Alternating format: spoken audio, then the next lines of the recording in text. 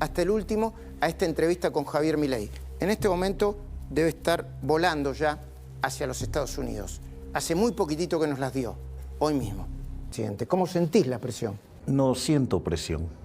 ¿Qué papel va a jugar finalmente Luis Toto Caputo?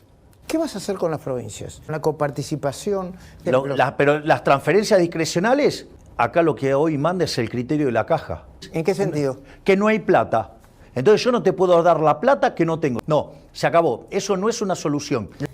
Hasta el último a esta entrevista con Javier Milei. En este momento debe estar volando ya hacia los Estados Unidos. Hace muy poquitito que nos las dio, hoy mismo. Mírenla. Presidente, gracias por recibirnos una vez más.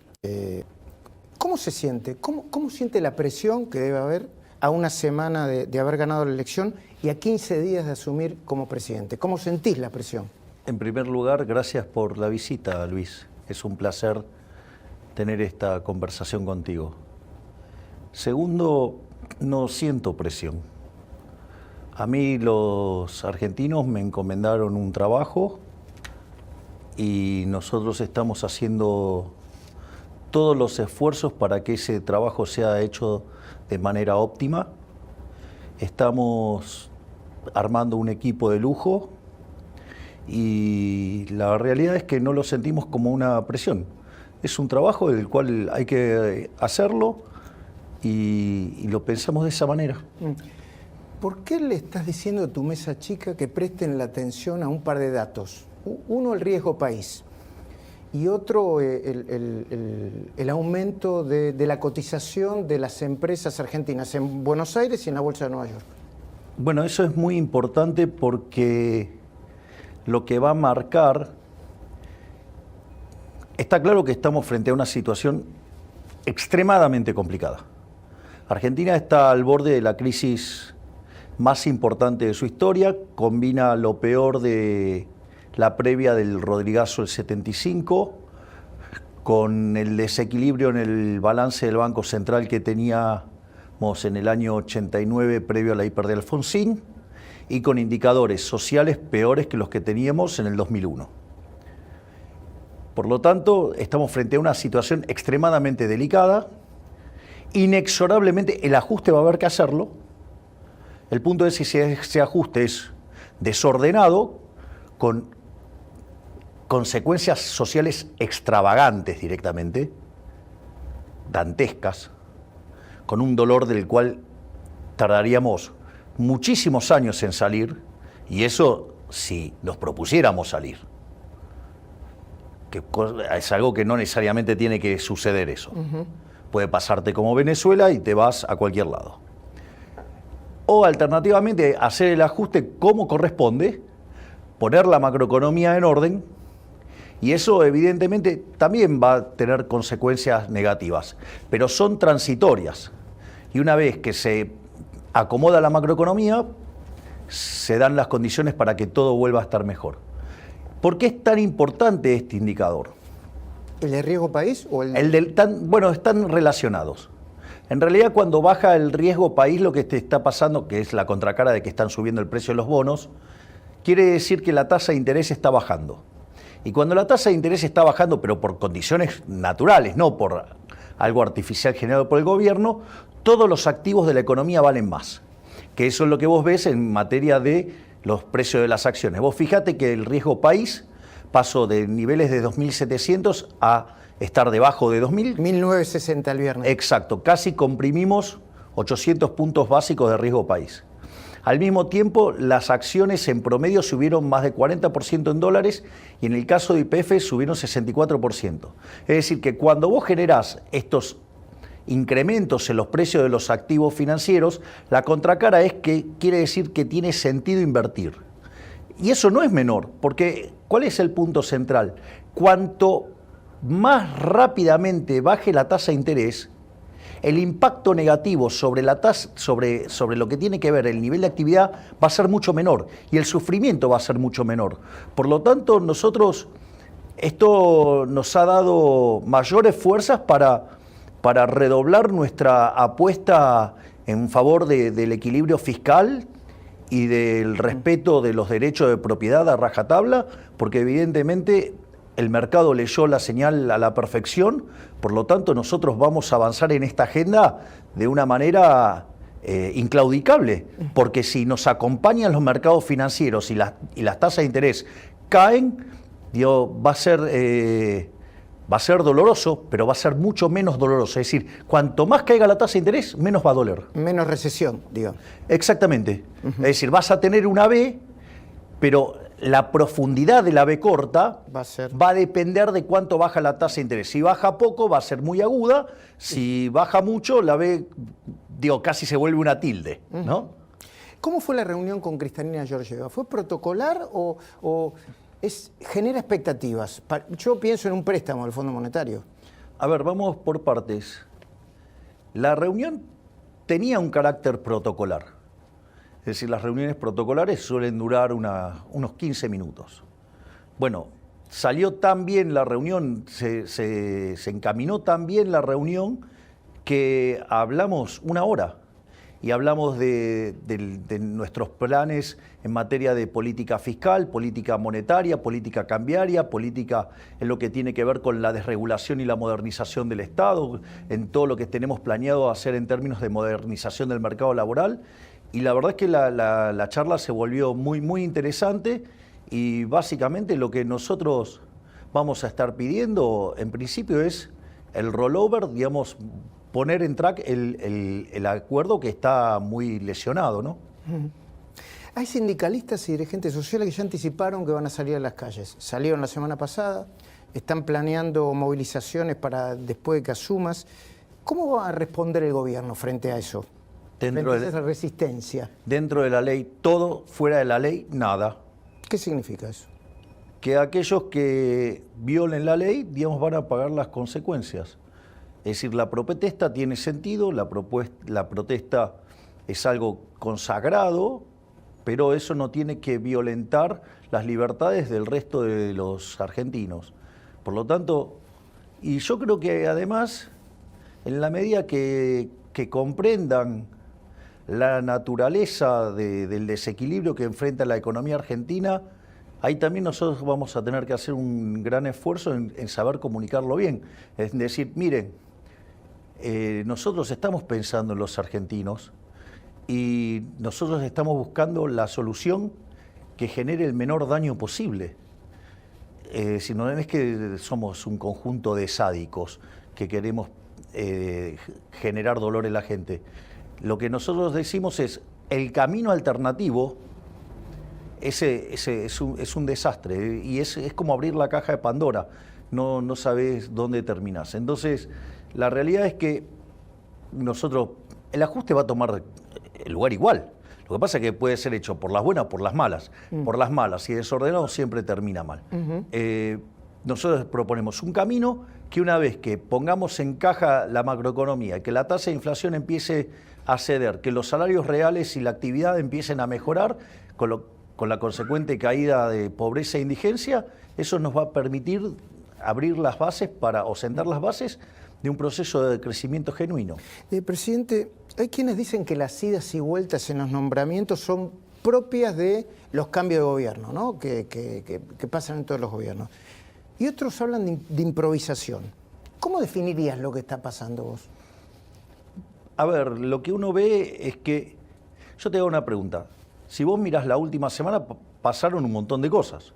La pregunta es, si pasaron un montón de cosas, vos tenés que ir adaptando. Si no, esa inflexibilidad te hace que te estrelles contra la pared. ¿A vos no te asusta eso? ¿Ni te parece? No, es parte de un proceso natural donde nosotros estamos buscando el mejor equipo posible. O sea, nosotros estamos, la verdad que estamos armando un seleccionado. O sea, esa es la realidad. Entonces, y a veces la propia dinámica, hay jugadores que dicen, no, bueno, este partido no me interesa. Y bueno, y entonces hay que, no es fácil ver cómo se mueve todas estas cosas. Hay gente que le genera miedo. Vos decís que cuando se acerca el día hay gente claro, que... se ve, sí, desde la tribuna se ve muy, muy fácil, pero cuando te tenés que calzar los cortos y los botines, la cosa cambia un poco y ahí muchos se dan cuenta que no era para ellos. ¿Cuál es tu relación con el PRO hoy? con Macri, ¿estás hablando con él? ¿Están tratando de integrar los equipos? ¿Hay tiras y aflojes? ¿Cómo lo podés definir? A ver, yo, si me lo permitís, voy desde lo más general a lo más particular. Sí, sí. Yo lo primero que tengo es un profundo agradecimiento tanto para el presidente Macri como para con la señora Bullrich. Ellos tuvieron una actitud extremadamente generosa y yo creo que va a ser un hecho que va a ser reconocido por la historia, porque han tenido grandeza en reconocer que se eligió una opción de cambio distinta a la que estaban proponiendo ellos, pero como el cambio era en la misma dirección y como gran parte de la agenda era común, ellos decidieron apoyar. Eso a mí me parece de un valor enorme. Y eso ellos lo hicieron de manera incondicional. Ellos no pusieron ninguna restricción, no pusieron nada. Ese es, si vos querés, es el marco general. No quieren pago de vuelta, factura, no. Ese es el marco general. Exacto. Y de hecho no lo hicieron. Ahora, después hay otras cosas que sí ocurren. Cuando nosotros empezamos a construir los equipos, muchas personas, la verdad que son personas o profesionales que tenemos mucho en común. Y está claro que si no estuvieran de un lado, estarían del otro, digamos, por lo que el cambio representa. Ten en cuenta que cerca del 90% de la agenda estamos de acuerdo. Entonces, eso lo que abre es una posibilidad de integración de equipos y de fusión de equipos que nos permite construir un equipo todavía muchísimo mejor, porque amplía el menú de opciones para elegir a los mejores. Y a mí eso, pero eso, digamos, no es, a mí no me impone nadie nada. Pero si yo, digamos, veo un cuadro que me parece fabuloso, que yo no lo podía, que lo hubiera incorporado, pero no lo podía incorporar porque estaba en otra estructura. Y ahora... ¿Lo llamás?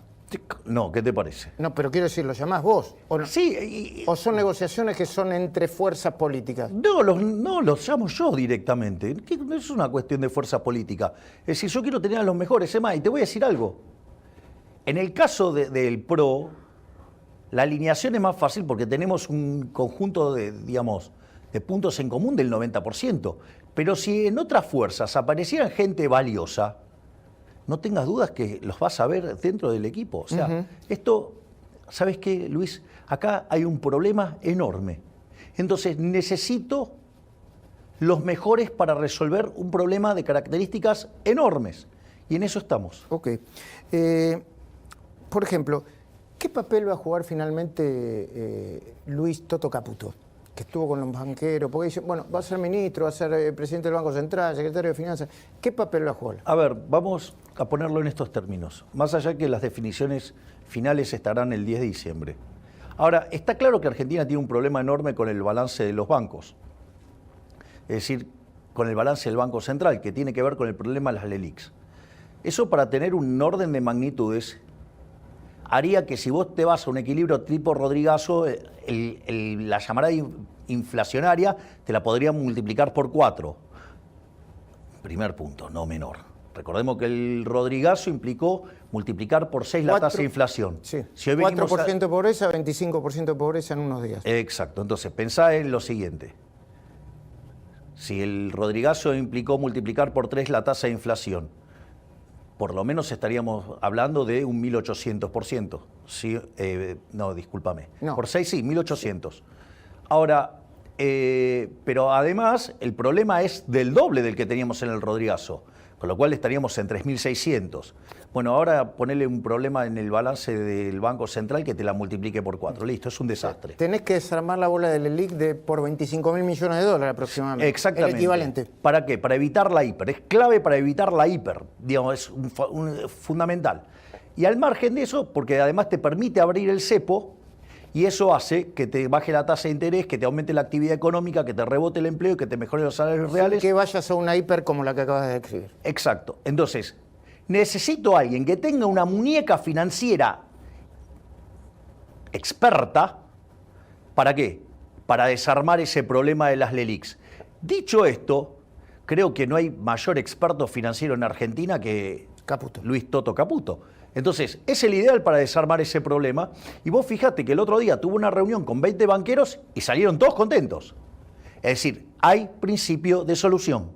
Esa también es una excelente ¿Y noticia. a vos no te importa tanto que sea ministro o secretario de Hacienda? O, Bueno, eso se va a definir conforme a cómo haya que acomodar el organigrama para mejorar la solución. Incluido el presidente del Banco Central. Incluido el presidente del Banco parece que iba a Central. ser uno y después va a ser... Bueno, está bien, digo, ese tipo de cuestiones ocurren y lo que hay que entender es que esto es un proceso.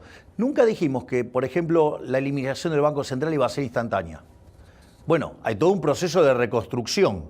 Bueno, estamos trabajando en todo ese proceso de reconstrucción. O sea, hoy mi prioridad, Luis, mi prioridad a nivel económico es evitar la hiperinflación. Es decir, y voy a utilizar todos los medios dentro de la ley, respetando los contratos y respetando los derechos de propiedad para dar una solución que minimice esto, porque si no el daño nos va a llevar a los niveles de pobreza, a niveles del 95%. Entonces, la verdad que los detalles de 25º orden y que la discusión de... ¿Sabes qué? No me importa. El Congreso... Yo tengo que resolver un problema grave. Sí, sí. El Congreso es importante. Y más allá de los nombres que aparecen y que se disputan, está Cristian Ritondo, Florencio Randazzo, hay un diputado de la Libertad Avanza que están entre los nombres que lo pueden ocupar. ¿Qué vas a decidir vos ahí? Ahí la decisión también va a ser de la fuerza, yo supongo, de la fuerza con la que discuta y tuya. Bueno, pero... La decisión del presidente de la Cámara va a ser tuya. Bueno, pero ahí lo que nosotros vamos a buscar es el mejor equilibrio político para que las leyes tomen curso. Es decir, nosotros... Gobernabilidad. Exactamente. Nosotros, pensá que nosotros el día 11 entra un paquete enorme de leyes con toda la reforma del Estado y un montón de leyes asociadas a ello. Por lo tanto, no es que nosotros vamos a esperar a marzo, no, que vengan las ordinarias, no. Vamos a llamar a sesiones extraordinarias y vamos a tratar todos estos temas porque es urgente, no podemos esperar hasta marzo. ¿Sabes por qué? Porque en marzo empieza a caer la demanda de dinero. Por lo tanto, más vale que los problemas del Banco Central los resolvamos cuanto antes y no solo eso, sino que además empecemos a resolver la cuestión fiscal para que no solo frenar con la emisión contra déficit fiscal, sino también para que, como la inflación está tomando curso, limpiar el sobrante de dinero por suba del PBI nominal. ¿Vos te referís a eso cuando hablas de plan de shock? Sí, ¿De claro. qué hablas cuando hablas de shock? Cuando yo hablo de plan de shock, hablo de poner en caja las cuentas públicas, hablo básicamente de lo que tiene que ver con la solución de las LELIQs, arreglar el balance del Banco Central y una vez que eso lo tenemos encaminado, empezar a abrir el cepo y ir hacia una unificación cambiaria. ¿Qué vas a hacer con las provincias? ¿Con la coparticipación? ¿Con algunos fondos? ¿Con los fondos discrecionales como los ATN? ¿Con fondos que piden las provincias porque no se los dan? Bueno, lo primero que hay que entender es que la coparticipación está fija, o sea, eso es una cuestión. Y de hecho la Constitución del 94 dio un mandato para arreglarla y todavía no se arregló. Bueno, eso tiene esa dinámica y está explicitado en la Constitución cómo se arregla. Por lo tanto, digo, no puedo hacer nada al respecto. Ahora, lo que sí... Te doy ejemplos. Pero las transferencias discrecionales, bueno, acá lo que hoy manda es el criterio de la caja.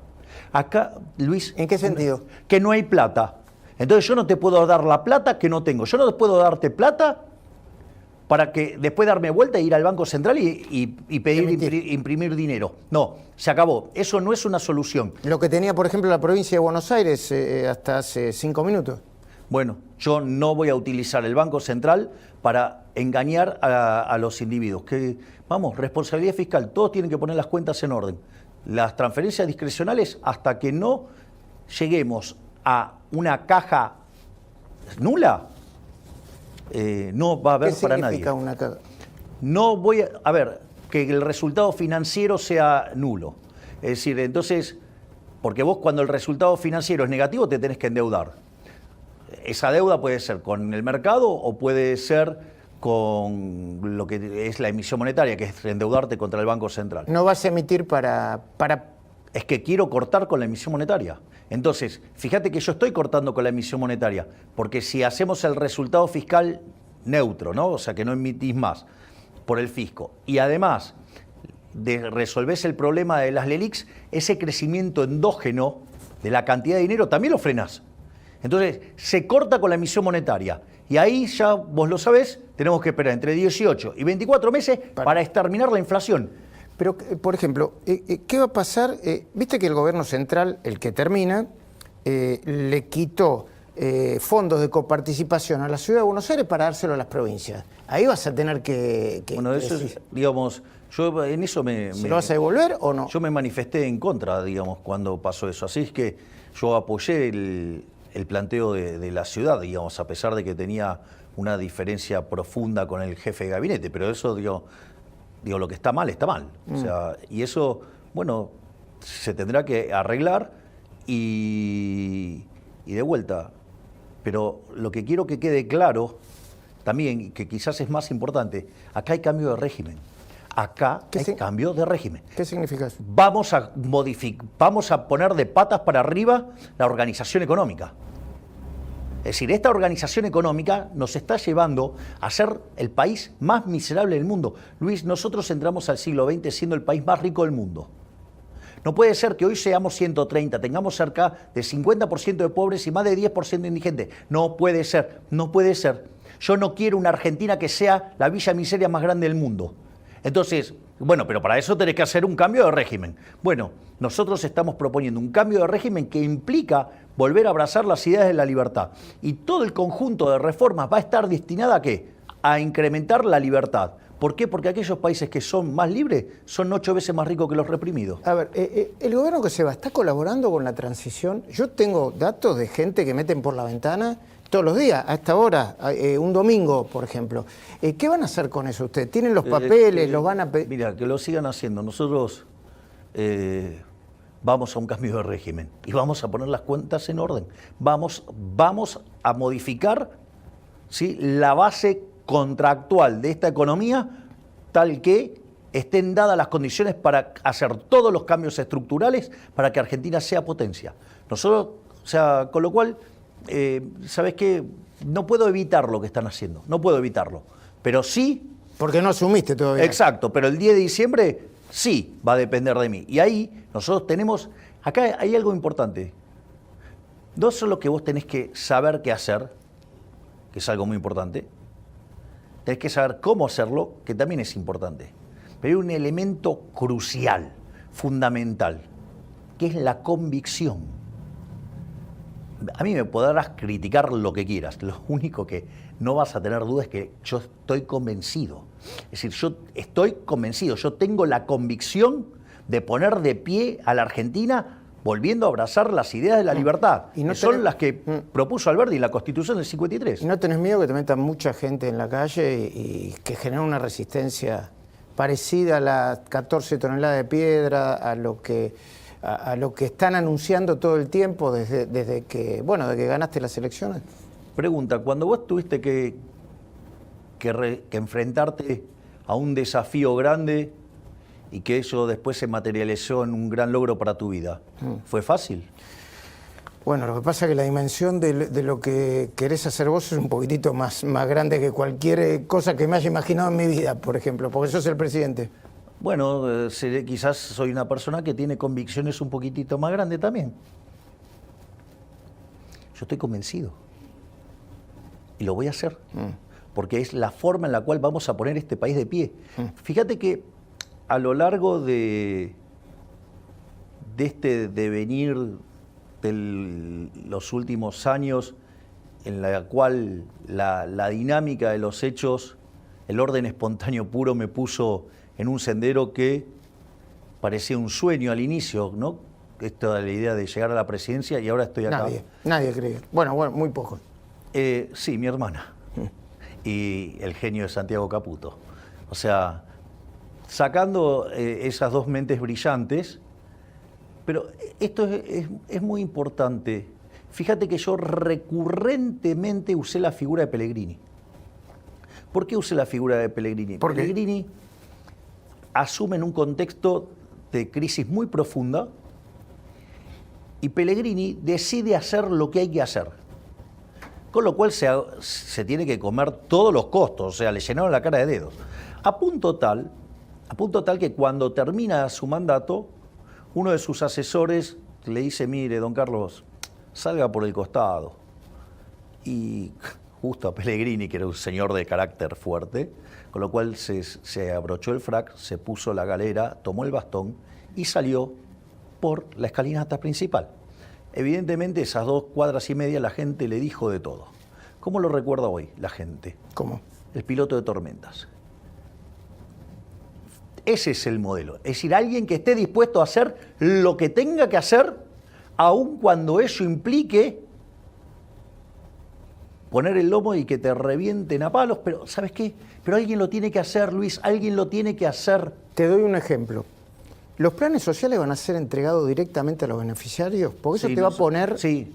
Eso va a ser o sea, todos los tipos, qué sé yo, los Beligoni, los Pérsicos, los Grabois de la vida... Me encanta la pregunta porque hay 2 cosas que hay. La primera es, sí, vamos a terminar con los intermediarios para que no sean además utilizados de la manera que son utilizados. Y la única excepción a lo que yo dije, nadie va a poder gastar un mango de más porque le corto la mano, la única billetera que está abierta es la de Petovelo. Es decir, la única que puede gastar más es la ministra de Capital Humano. ¿Por qué? Porque nosotros, la verdad es que no sabemos cuánto tiempo va a durar esa transición hasta que estabilicemos la economía. Entonces, vos eso no lo puedes hacer sin contención social. Y es la única billetera que está abierta. Eso implica que las otras billeteras, o sea, si la billetera de Capital Humano necesita más plata, se achican las otras, ¿eh? No es negociable el resultado fiscal. Bueno, pero por ejemplo, la obra pública, que según algunos, yo no sé cómo son los números, pero dice que podrían dejar en la calle, si uno termina con la obra pública ya, no sé, 100.000, 200.000, 250.000 personas. ¿Se va a parar en este mismo instante, a partir del 10 de diciembre? ¿O es otra dinámica? Lo que manda es la caja. Si vos, digo, de vuelta, suponete que, Dios no quiera, ¿no? Digo, es un ejemplo, te cayeran a la mitad los ingresos. Digo, vos no venías ahorrando el 50%, así que primero te vas a comer el ahorro y segundo, ¿qué es lo que pasa? Entre comer y pintar la casa, ¿qué haces? Comer, voy a comer. Bueno, entonces voy vamos a tratar de comer. Bueno, mientras que no tengamos plata, no pintamos la casa.